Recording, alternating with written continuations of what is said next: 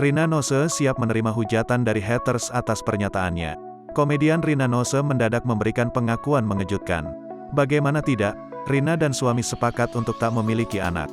Rina Nose membeberkan pertimbangan-pertimbangan hingga akhirnya memutuskannya.